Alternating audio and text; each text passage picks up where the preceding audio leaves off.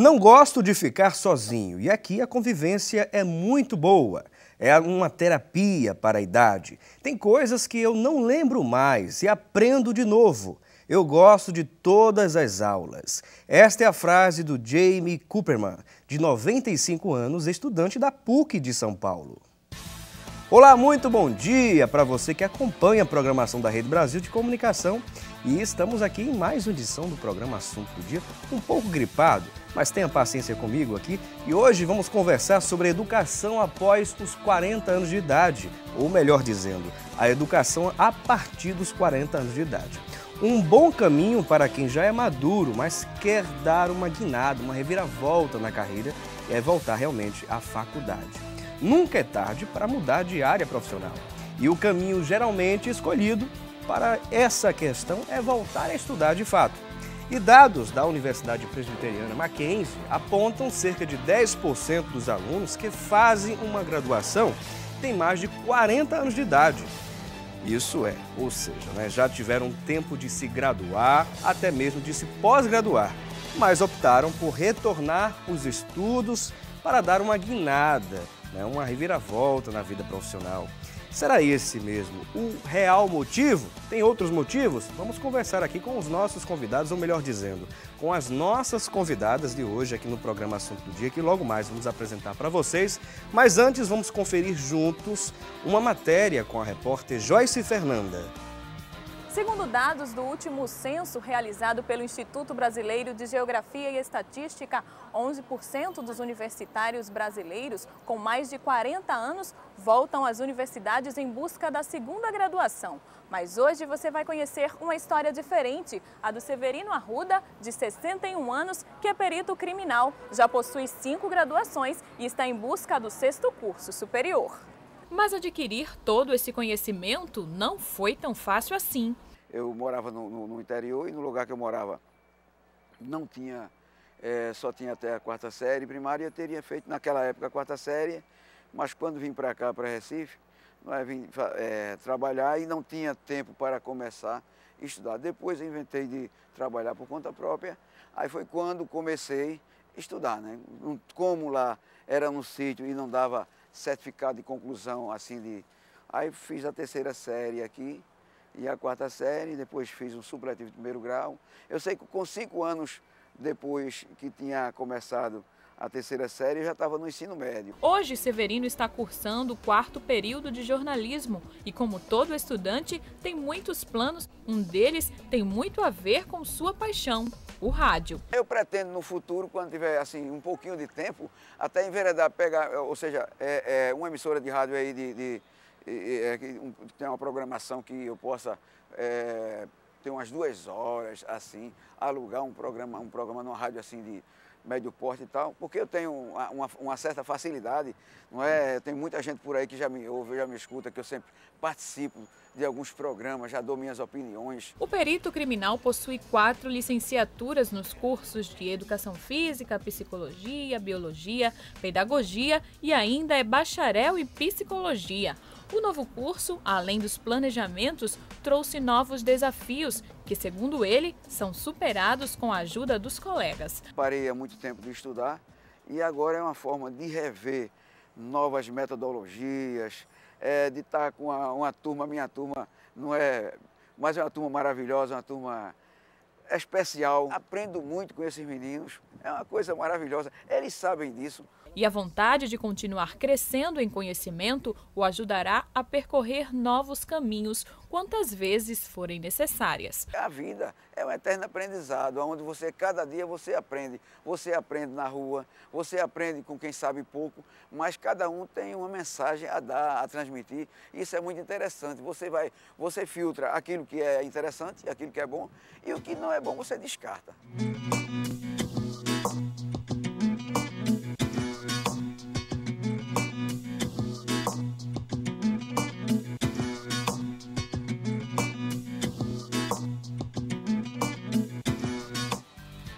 Tá aí um exemplo de vida, Quer dizer que você não pode desistir dos seus sonhos. Olha, talvez uma das principais razões para o retorno à universidade é o desejo do profissional em mudar de área.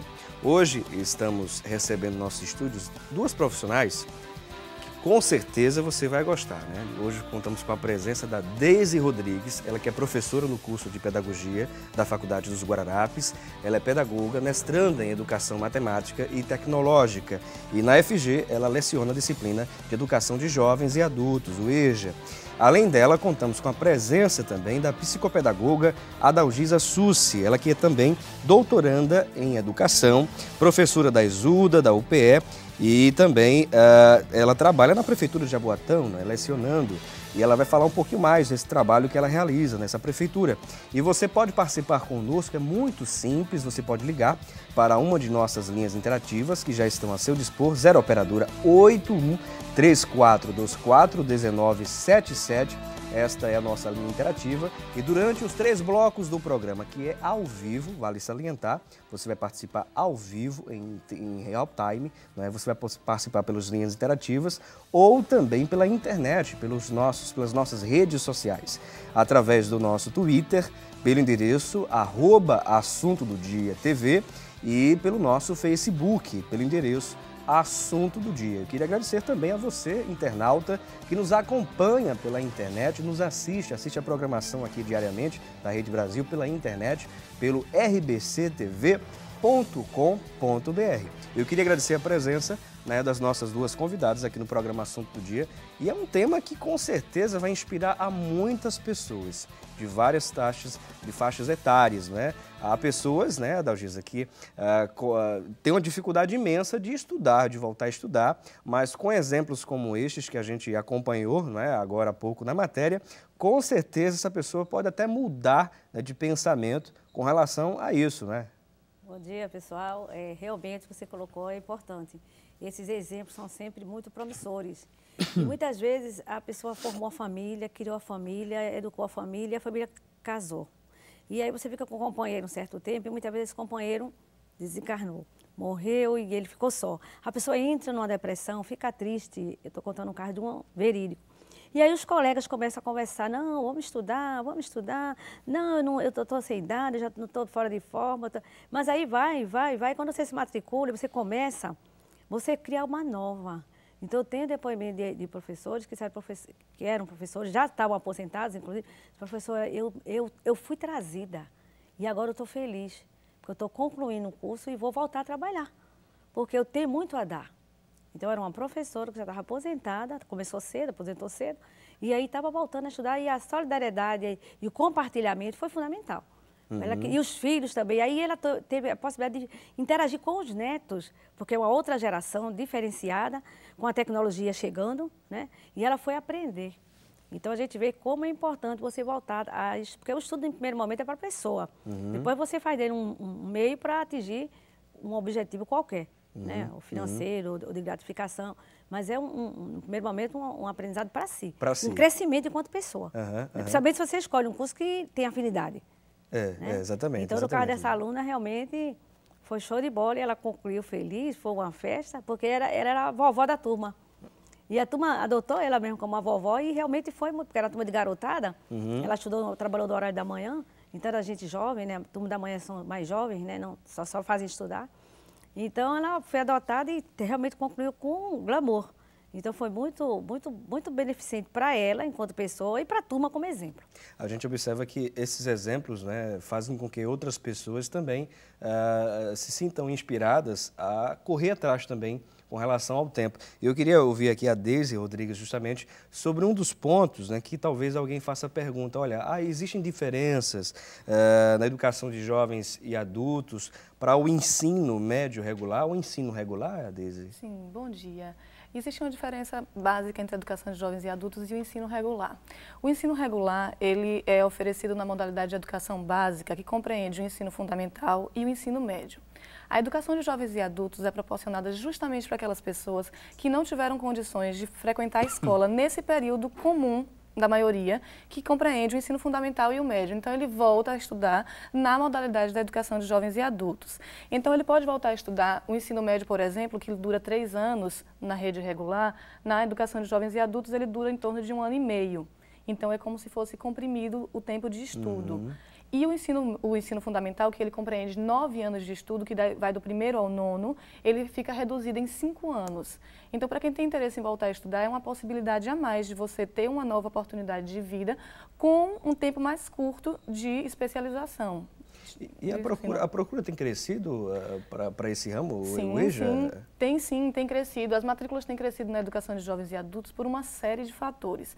A princípio, pelos programas do governo federal, do governo do estado e municipal, que tem descentralizado a educação e tem abrangido a população, camadas da população que não eram atingidas em outras épocas. Então, agora você tem uma população que ela é atendida por programas sociais, empresas filantrópicas que também desempenham esse papel de educação, organizações não governamentais, empresas privadas, faculdades particulares que ofertam bolsas de estudos para as pessoas que querem voltar a estudar depois que já concluíram o ensino médio ou a educação de jovens e adultos. Então, essas matrículas têm sido ampliadas porque a oferta tem sido cada vez maior. Eu queria também conversar aqui com a Adalgisa um outro ponto sobre a questão das neurociências, né? Qual a perspectiva que a neurociência tem e observa a questão, por exemplo, da educação de jovens e adultos? É muito importante, porque havia antigamente uma corrente que dizia que você não aprende mais com certa idade.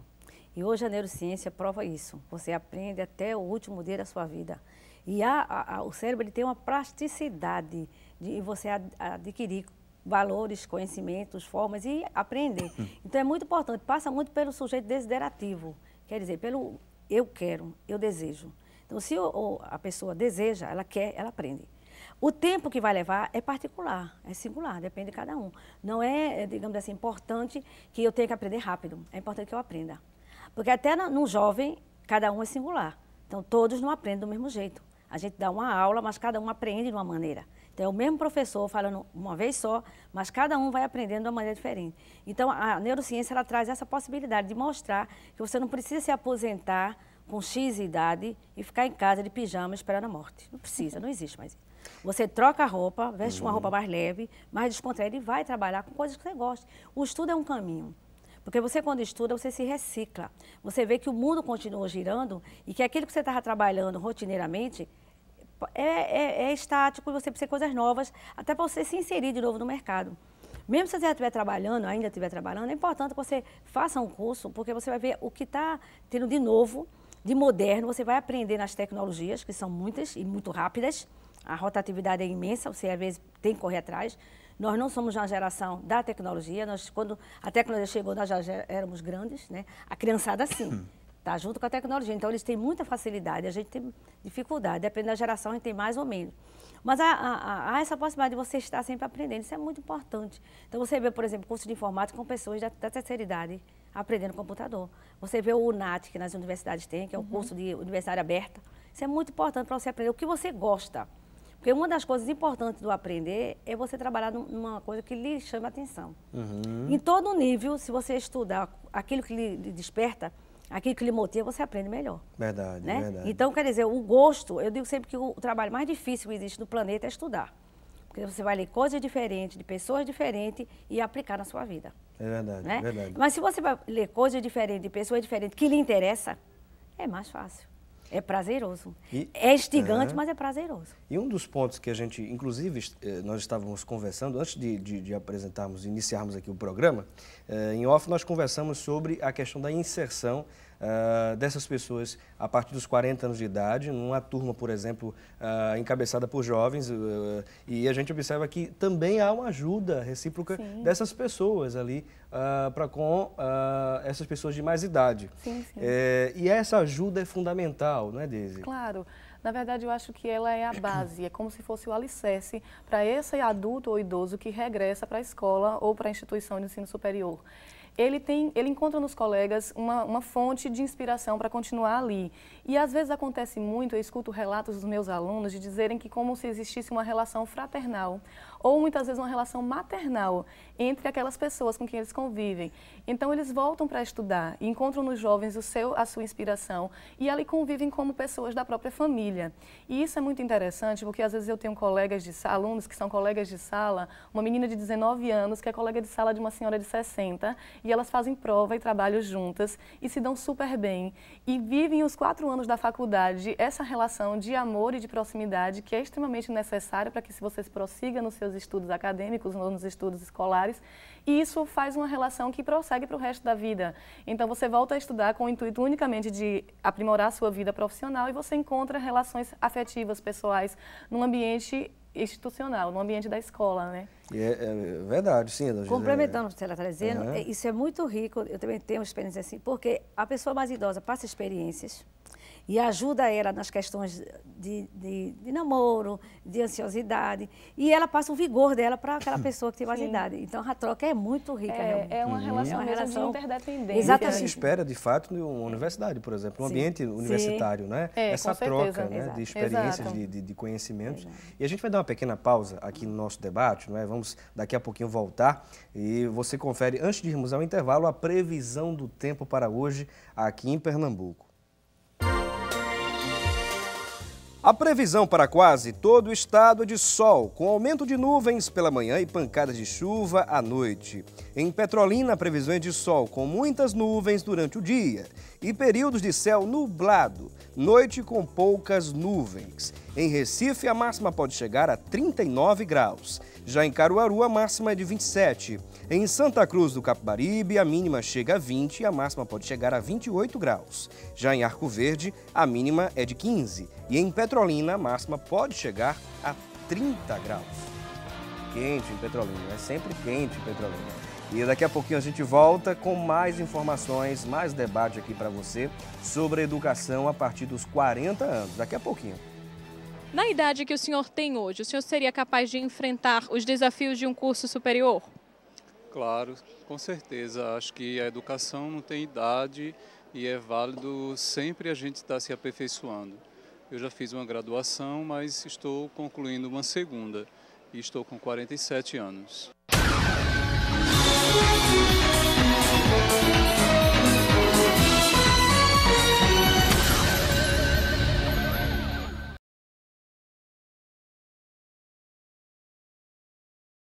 Em sua opinião, existe uma idade para estar em sala de aula?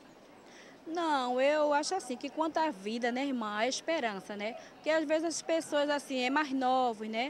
Aí, assim, não teve a oportunidade. Então, assim, a partir dos seus 40 anos, é assim, os filhos já estão grandes, né? A pessoa, assim, tem mais oportunidade, né? Então, eu creio, assim, que é muito bom a pessoa estar se qualificando.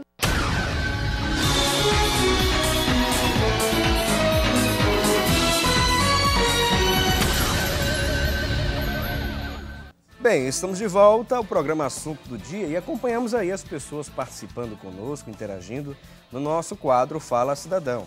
E hoje estamos conversando sobre a educação a partir dos 40 anos de idade. E segundo o Instituto Nacional de Estudos e Pesquisas Educacionais, o Anísio Teixeira, o INEP, baseado em dados colhidos no último censo do ensino superior, cerca de 600 mil pessoas com mais de 40 anos se matricularam no ensino superior ou técnico aqui no Brasil na última década. A maior parte delas está em instituições particulares e possuem algum tipo de bolsa de auxílio para estudar. E vamos continuar nossa conversa com as nossas convidadas, hoje presente conosco aqui.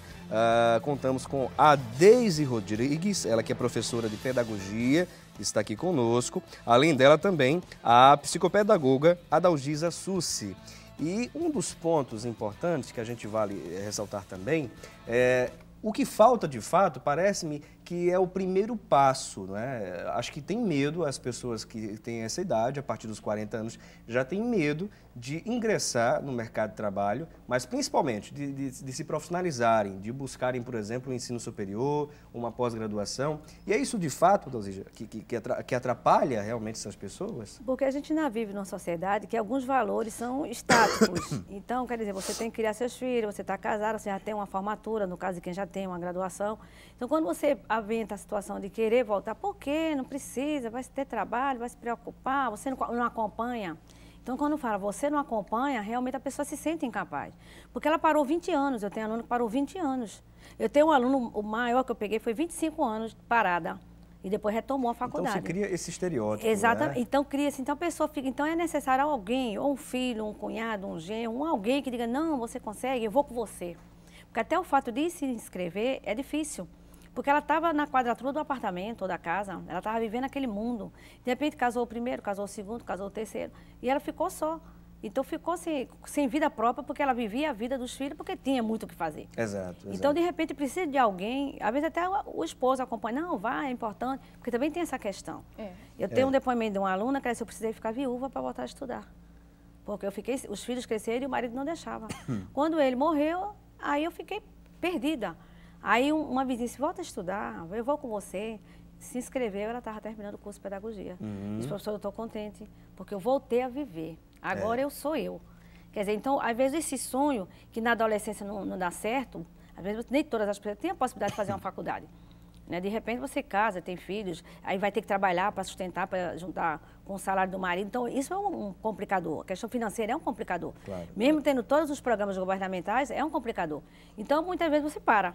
Você abdica em função dos filhos. Exato. Propiciar a educação para eles e tal. Quando eles crescem, que organizam-se, aí você vê que ficou um vazio. Então, é importante essa solidariedade. E o mundo está hoje com muitas possibilidades. Então, a gente vê que hoje o mercado para estudo está bem mais aberto. E isso sem falar em educação à distância. Né? Sem falar nesse detalhe, que é uma inovação, não tão nova, mas no Brasil ainda é mais nova, mas é uma coisa que existe. Né? Então, você pode ter várias instituições, ou públicas ou privadas, elas trabalham já com a educação à distância. Então, é um outro filão. Então, você pode procurar o conhecimento, independente de onde você está. Até pelo avanço da tecnologia, da informação, melhor dizendo, né? Por exemplo, você tem sites de busca que você coloca qualquer palavra, qualquer assunto, e você tem ali N de conteúdos, né? E você pode pesquisar, você pode ler, você pode se informar, tem vídeos e tudo mais. Então, hoje as oportunidades são bem mais abertas, né? Bem ampliadas, né? Para as pessoas. Antigamente, a escola ela era o único local de acesso ao saber. Hoje em dia, com as novas tecnologias, inclusive as tecnologias móveis, você acessa a informação no metrô, na parada de ônibus, então você tem diversas formas de estar acessando essas informações.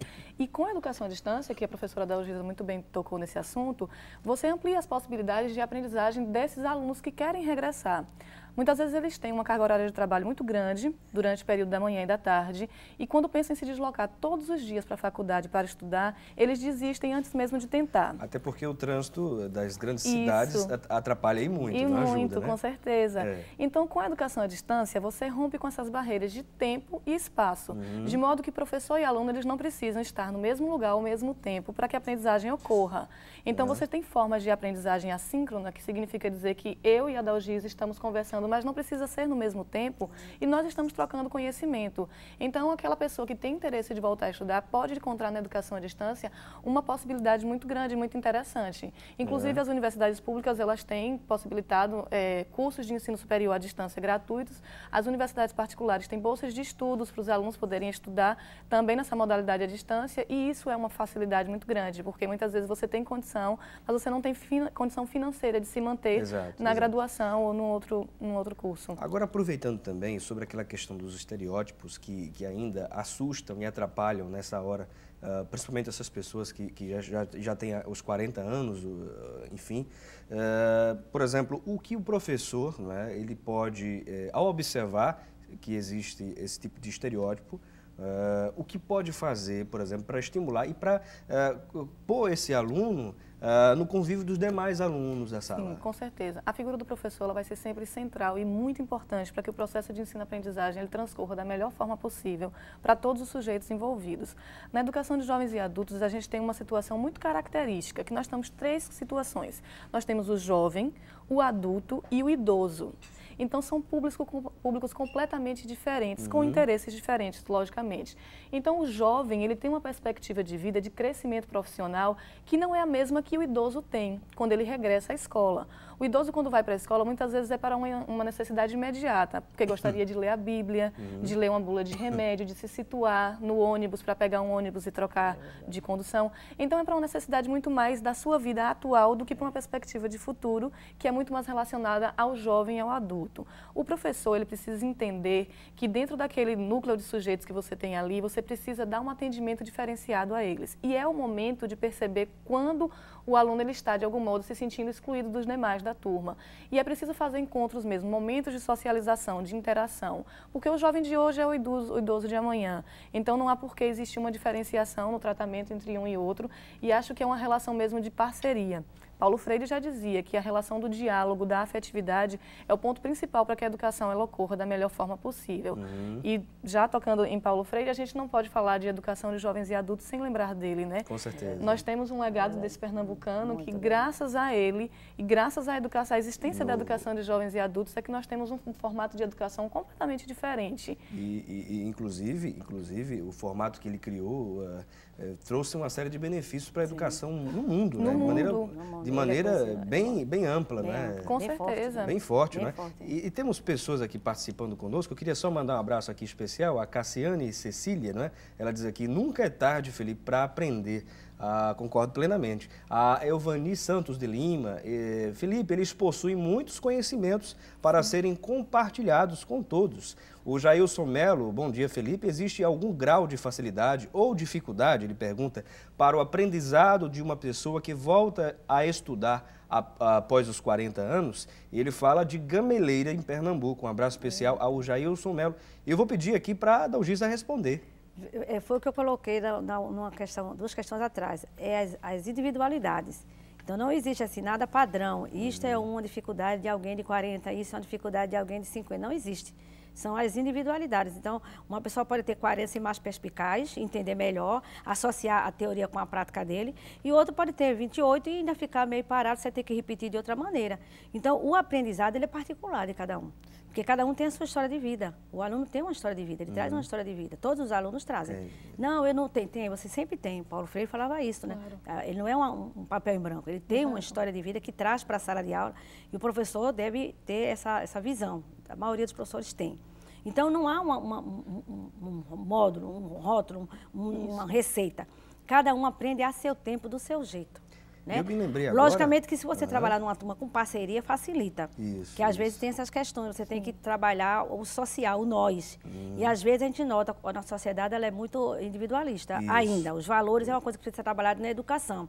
Então, muitas vezes, até um grupo de 4 que são mais espertos se juntam, se fecham em detrimento dos outros. Então, é necessário fazer dinâmicas para misturar, para botar um bom em cada turma, um ruim em cada turma, para poder, para poder trabalhar. Aí a turma veio a experiência e falei, eu gostei de trabalhar com fulano, que era do outro lado, e eu pensei que não ia trabalhar com ele. É porque havia se criado aquele estereótipo, né? As pessoas têm muito isso na nossa sociedade. O eu, não o nosso. Ou a percepção que ele tem de outra pessoa, que pensa que aquela percepção é a correta, mas quando se aproxima da pessoa, ele diz, não, é totalmente diferente, é o avesso daquilo que eu pensei. É por isso que é preciso se aproximar, né, dessas pessoas. Fazer dinâmicas para que a turma se misture. Às vezes tem resistência para misturar. Eu já peguei turma que dizia, não, o nosso grupo é esse. Olha, mas nessa aula o grupo de vocês vai ser outro, vamos misturar? Então a gente com tática, com jeito, a gente faz essa dinâmica. E aí depois, quando a gente faz a evolução, eles falam, professora, eu gostei tanto de trabalhar, aquela menina que ela lá na frente, eu sou aqui atrás, eu nunca pensei em trabalhar com ela, ela é legal. E eu me lembrei de uma questão aqui agora, uma experiência minha. quando eu estava fazendo uma determinada pós-graduação, eu me lembro que existiam vários alunos, né, conosco lá na turma, uma turma grande, por sinal, da área de comunicação, a pós-graduação na área de comunicação, e eu me lembro que existiam várias pessoas que já tinham 40, 50, 60 anos, inclusive, e estavam conosco lá. E eu me lembro que muitos dos jovens queriam estar próximo a essas pessoas nos trabalhos em grupo, em equipe. Eles diziam, não, porque eles têm mais experiência, não, porque alguma coisa ali eu vou aprender a mais do que eu estaria aprendendo com aquele grupo X, Y, Z. Eu vejo que há essa preocupação agora do jovem também em estarem mais próximos dessas pessoas. Claro, com certeza. Um internauta falou algo muito interessante, eles têm saberes próprios e esses saberes da experiência é que é interessante porque eles trazem isso para a sala de aula. Eu tenho alunos, inclusive, que têm idade de ser meu avô. E quando eu chego na sala de aula com essa carinha mais nova, eles assim se assustam um pouco e eles relatam coisas assim importantíssimas, inclusive para a minha formação. É como eu digo para eles, eu não vim pronta para a sala de aula, eu aprendo muito com vocês aqui. E quando, eu acho que é Evanildo, o internauta que perguntou sobre os desafios... Evani Santos, isso. Isso vai surgir muito e vai surgir sempre, mesmo você sendo jovem com 17 anos ou você tendo 60 anos de idade. Recomeçar é sempre um processo diferenciado. Então, os desafios que o jovem encontra, muitas vezes é muito mais ligado à concentração, ao foco, à disciplina.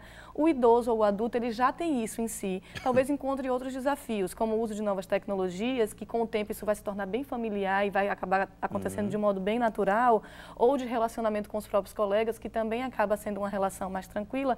Então, são desafios bem simples, assim, não há nada que a gente possa dizer, olha, de fato você vai encontrar uma situação muito severa quando voltar aos estudos. Não, tudo vai acontecendo passo a passo, lentamente. Gradual, cada degrau, devagarzinho, isso, e chega um momento em que você se torna, como a Adalgisa falou, o papai da turma, o vovô da turma. De forma carinhosa. De forma carinhosa, respeitosa exato, também, respeitosa. Claro. Inclusive, os alunos se aproximam, como você disse, se aproximando para ter acesso a esse saber que eles trazem, as experiências de vida que eles compartilham. Que com certeza, minha gente, essas pessoas têm muito a nos ensinar, né? Experiências de vida, experiência com relação ao tempo, né? Porque com certeza pessoas que têm 60 anos, 50 e por aí vai, têm aí um retrospecto de vida, passaram, por exemplo, por várias inflações, né, no país, passaram, por exemplo, por fases políticas históricas do nosso país e tem muito a contribuir, né, experiências das mais diversas que vão contribuir com relação ao tempo, né, o tempo que com certeza é um dos principais vilões aí do ser humano, mas também faz parte da nossa vida, que é o tempo. E a gente não pode correr atrás do tempo. A Elvani Santos, aqui de Lima, ela diz, bom dia, Felipe, ainda contribuindo aqui com a reflexão, ela diz, há 10 anos trabalho no projeto com jovens e adultos. No mês passado, Felipe, comecei as aulas no programa Paulo Freire, com duração de 8 meses, com o objetivo de formar cidadãos na construção de conhecimentos baseados em língua portuguesa, matemática e educação de direitos humanos. Todas as aulas são planejadas a partir do modo de vida de cada pessoa. Sou grata, em particular, a este programa que contribui com o crescimento pessoal e profissional de cada alfabetizado. Está aqui também a reflexão da Elvani Santos de Lima. Temos aqui a participação da Angélica Trajano Moura participando conosco. Bom dia. Meu esposo está com 41 anos de idade e começou a fazer faculdade de enfermagem.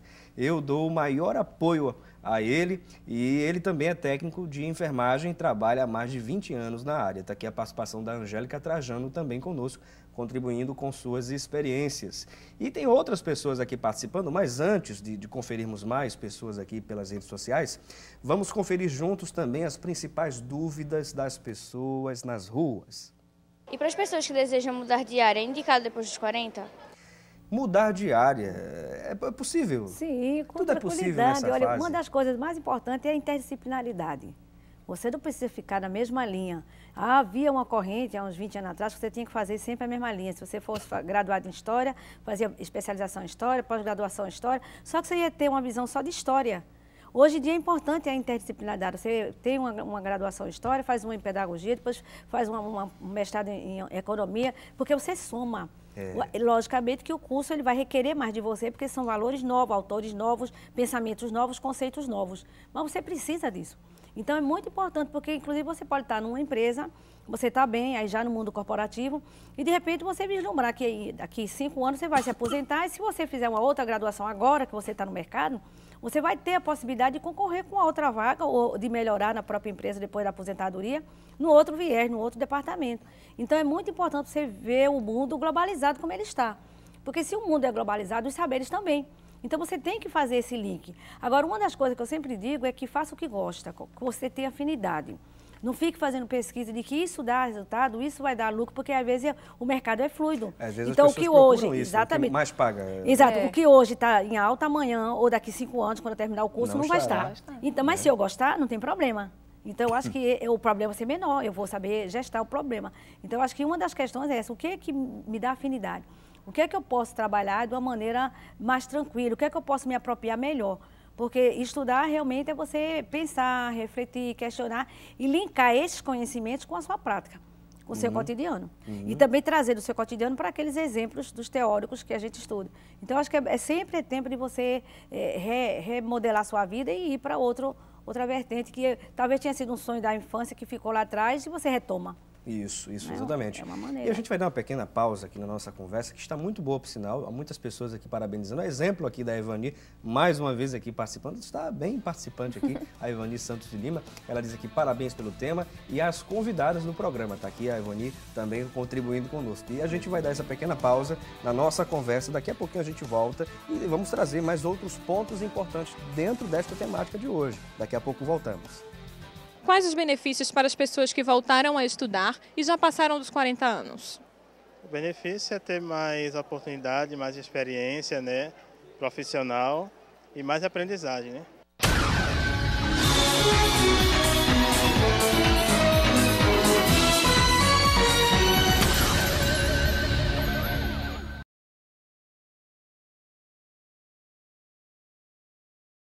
O que o senhor acha das pessoas que já passaram dos 40 anos e que estão nas salas de aula em busca de um diploma em curso superior? Eu acho muito importante, né? É a busca de um sonho e as pessoas devem procurar crescer na vida, né? É muito importante. Como diz assim no programa do Felipe Cavalcante, a busca do conhecimento é de suma importância.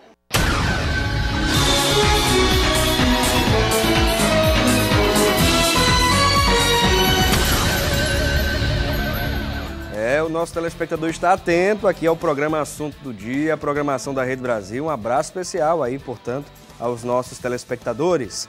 E vamos agora saber também o que se fala na internet sobre a temática de hoje. Vamos juntos conferir com a Thalita Belo, que já está lá na Central de Produção. Thalita, é com você.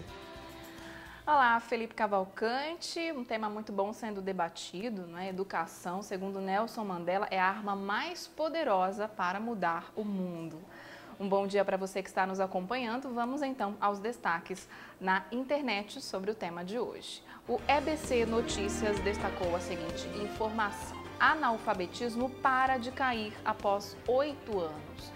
Segundo o site, o analfabetismo parou de cair em 2012 e se manteve estável na comparação com 2011, ao passar de 8,6% para 8,7%, equivalente a 13,2 milhões de pessoas. Isso segundo a Pesquisa Nacional de Amostra de Domicílios 2012, divulgada no último dia 30 pelo Instituto Brasileiro de Geografia e Estatística, o IBGE. O site ainda destacou que a taxa de analfabetos, ou seja, pessoas que não sabem ler e escrever um recado simples, vinha caindo desde 2004. E o destaque do site Último Segundo é sobre uma velha polêmica, Felipe, o salário dos professores. A manchete é esta: político deve ganhar igual a professor, diz vereadora eleita após vídeo na web. A Amanda Gurgel, a professora que ficou famosa no YouTube, avalia como positivo o trabalho na Câmara de Natal, mas diz se sentir mais importante na sala de aula. O site da Isto É Independente destacou a seguinte notícia: calouro depois dos 50 anos. Segundo o site, em 10 anos cresceu 182% o número de universitários mais velhos. Tenham todos um ótimo dia. Vamos voltar então ao debate de hoje. Com você, Felipe Cavalcante. E agradecemos, portanto, aqui as informações dadas pela Thalita Belo, muitas informações aqui, inclusive, que a gente vai retomar aqui o nosso debate, citando essas informações. E hoje contamos com a presença, você que ligou seu televisor neste momento, ou ligou seu televisor no meio do programa, hoje contamos com a presença da Deise Rodrigues. Ela é professora no curso de Pedagogia da Faculdade dos Guararapes. Ela é pedagoga, mestranda em Educação, Matemática e Tecnológica e possui pós-graduação em Estratégica em Recursos Humanos. Além dela, contamos também com a presença da professora Dalgisa Sussi. Ela é psicopedagoga, doutoranda em Educação, professora da Exuda, da UPE e também trabalha na Prefeitura de Jaboatão, na área de ensino, né, Dalgisa? Sim, coordenando um programa onde a gente tem muitas experiências, inclusive com jovens. Então é muito interessante a gente pegar a outra ponta da sociedade, porque o tema de hoje é após os 40 anos. É a metade para frente e vai uma metade aí, porque a longevidade é uma realidade. Então, quer dizer, a estimativa de vida com qualidade é basicamente até 80, 85, né? A estimativa mudou, mas a gente tem que pegar o comecinho. Então é muito interessante como esses meninos têm uma visão mais dinâmica e mais rápida. Quando a gente junta as duas pontas, então a gente tem realmente uma sala de aula rica. É justamente a pessoa que voltou para estudar e ela encontra aquele jovem que estudou sequenciadamente. Então isso aí dá uma riqueza muito grande de aprendizagem, de experiências, de vivências, de valores. É muito comum numa turma mista, aquela pessoa mais idosa que tem outros valores, ela repreender mesmo, ela colocar, olha, não faz assim, não é assim. Porque a gente tem aqueles alunos mais jovens que estão meio soltos na questão dos valores, né? A educação também trabalha esse viés. Exato. Embora não seja função da escola, mas a gente também trabalha os valores de comportamento, os valores ético-morais, que é fundamental para a sociedade progredir de uma maneira melhor. E é justamente a educação que vai embasar, porque os valores que você dá até os 7, 8 anos é o que fica, realmente. Se a criança ela tem uma vida muito solta nesse sentido de valores, até os 7 anos ela provavelmente não vai ter grandes responsabilidades, porque ninguém lhe incutiu. Então a gente tem os problemas sociais fortes, talvez focado na ausência de uma educação mais organizada, com os dois pilares, sociedade e família. Porque a mulher saiu para trabalhar e às vezes ficou um vazio para cuidar das crianças. Então são os problemas sociais que a educação tenta minimizar, mas nem sempre consegue. Então eu particularmente fico muito contente com esse novo grupo de estudantes pós 40 anos. Porque essa retomada dá uma visão, alarga. Aquela mulher que com 20 anos foi criar menino, foi cuidar de casa, cuidar de marido e trabalhou duro, e ela tem uma visão daquilo. Ela voltando para a faculdade abre o leque, ela vê que há outras possibilidades, que ela também tem direitos. Então ela dá uma possibilidade até para ela estabelecer uma relação com os netos e alguns bisnetos, porque eu conheço pessoas de 29 anos que são avós. Então, quer dizer, a gente vê que a alta rotatividade também é na geração de filhos. Então, isso passa pela educação. E um dos pontos que, inclusive, a Thalita trouxe para a gente foi a questão do índice do analfabetismo aqui no país, que agora está mais, não está na fase irregular, não é? Está mais estável, digamos assim. Isso, de algum modo ele estagnou. A gente tem ainda 13,2 milhões de analfabetos. Isso, se a gente for fazer uma questão proporcional, é como se a gente conseguisse encher o Maracanã cerca de 170 vezes.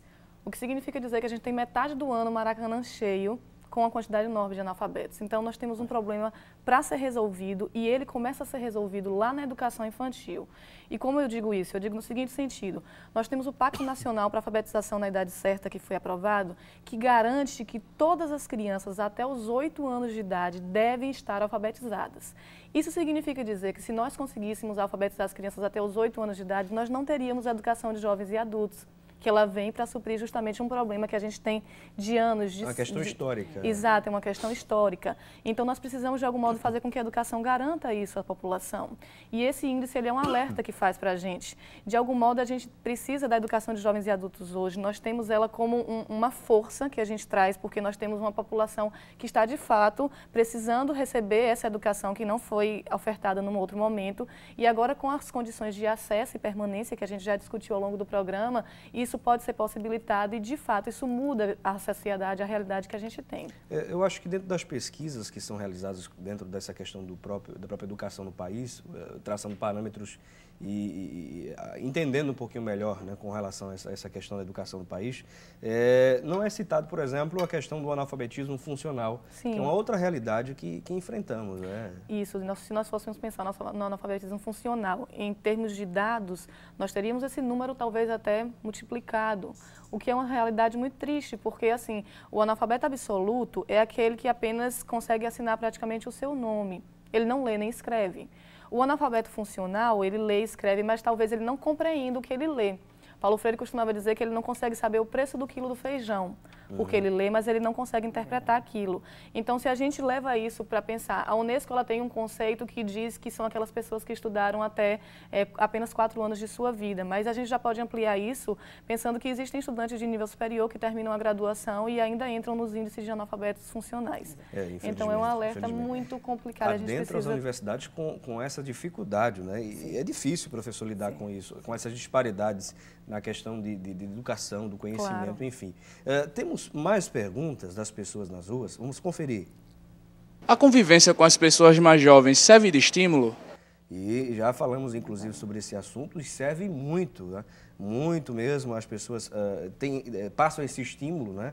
Com relação ao conhecimento, com relação à vida, com relação ao comportamento, com relação a N de coisas, né? São muitas experiências e a troca é grande. Vamos conferir mais outra dúvida. Quais os benefícios para as pessoas que voltam a estudar?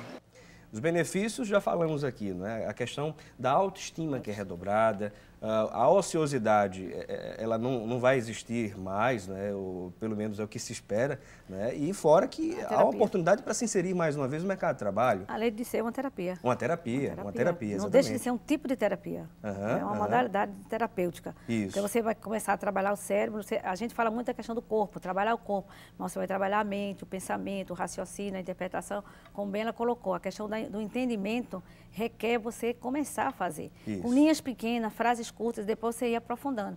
E a gente tem essa situação a resolver nos primeiros anos de faculdade. Exato, exato. Vamos a mais outra dúvida das pessoas nas ruas. Quais são os cursos mais procurados por essa faixa etária? Essa é uma excelente pergunta e essa pessoa é conhecida, ele é um radialista, né? Só não me lembro o nome dele, mas aí também assiste ao programa Assunto do Dia, né? Um abraço especial ao nosso colega. E com relação a isso, existem cursos específicos ou cursos mais procurados por pessoas dessa faixa etária, Deise? Sim, pesquisas recentes apontaram que os cursos de Ciências Sociais, Educação e Direito são os cursos mais procurados. Então, dentro do grupo de Ciências Sociais, a gente tem uma gama de outros cursos, né? Na verdade, com a globalização e o mercado cada vez mais competitivo, exigindo que as pessoas estejam buscando novas informações a cada dia, isso acaba expandindo o leque para cursos diversos. Então, as pessoas voltam a procurar os cursos de educação, em especial, pela exigência da formação continuada do professor. Na área de administração, por eles estarem envolvidos no mercado corporativo, a exigência de que o profissional ele seja múltiplo, ele atue em diversas áreas, exige que ele tenha uma formação, a cada ano ele tenha que agregar novos conhecimentos ao seu currículo, e o curso de Direito tem uma especificidade. Muitos alunos voltam a estudar porque eles querem, de fato, realizar um sonho pessoal. E isso é interessante porque você encontra uma pessoa que passou a vida inteira, estudou, fez alguma graduação e volta para fazer Direito porque quer realizar um sonho que é seu. Um sonho antigo. Além de, às vezes, prestar assessoria. Porque a gente sabe que no mundo de hoje a gente tem as questões dos questionamentos do porquê, do direito individual, da cidadania. Então, o advogado ele não deixa de ser um assessor. Então, existe também, além da satisfação pessoal, a praticidade, como eu vou colocar isso aí a serviço de... Isso, Bom, minhas amigas e companheiras aqui do debate de hoje, queremos agradecer a presença de vocês aqui no programa Assunto do Dia, que foi muito salutar, foi muito importante para os nossos internautas e telespectadores que nos assistem nesse momento. Com certeza eles gostaram, eu acredito, aqui do nosso debate. E queremos agradecer a presença da Deise Rodrigues aqui no programa Assunto do Dia, primeira de muitas outras oportunidades, Deise. Obrigada, Felipe. Eu queria deixar um recado para o pessoal de casa e dizer que quem tem interesse de voltar a estudar, o momento é agora. A gente tem as oportunidades todas, cursos abertos, gratuitos, à distância, presencial. E tem uma fala de Paulo Freire que eu faço sempre questão de lembrar, que ele diz que se a educação sozinha ela não pode mudar a sociedade, tampouco sem ela a sociedade muda. Exato. Está aí a Deise Rodrigues, que é professora do curso de Pedagogia da Faculdade dos Guararapes. E, além dela, contamos, né, agradecemos aqui a presença da Adalgisa Sussi, né, também já tivemos a oportunidade de fazer outros programas na área de educação, enfim, e agradecemos agradecemos mais uma vez aqui a sua vinda, a sua presença aqui conosco. É sempre um prazer estar aqui conversando sobre educação, que realmente é a infraestrutura da sociedade. Sem ela, as outras disciplinas, as outras profissões não funcionam. E dizer que realmente acredite no seu sonho. Se você está se sentindo com necessidade de voltar às bancas do saber, das academias, em qualquer das modalidades, conforme falou a nossa colega, não se acanhe, não se envergonhe, vá. Vai, você daqui 2, 3, 4, 5 anos vai dizer, valeu a pena. Então, corra atrás do seu sonho. Sempre tá aí o recado especial também da Dalgisa Sussi. E um recado especial para você também, corra atrás dos seus sonhos. Ainda há tempo, né? Enquanto há vida, há esperança, então você vai correr atrás dos seus sonhos, vai se formar, vai fazer uma pós-graduação, enfim. Fique bem à vontade para ir atrás desses seus sonhos e principalmente estudar, estudar é muito bom. Faz bem a mente, faz bem a vida. E agradecemos a sua audiência, lembrando que temos um novo encontro marcado, se Deus assim nos permitir, amanhã, no mesmo horário e no mesmo canal. Espero estar melhor aqui dessa gripe, não é? Mas amanhã estaremos com mais um outro tema que durante a programação você vai ficar sabendo, não é, do nosso tema de amanhã e vai já também mandar sua mensagem para participar. E lembre-se, debater o conhecimento é de suma importância. Um abração para você e fique bem.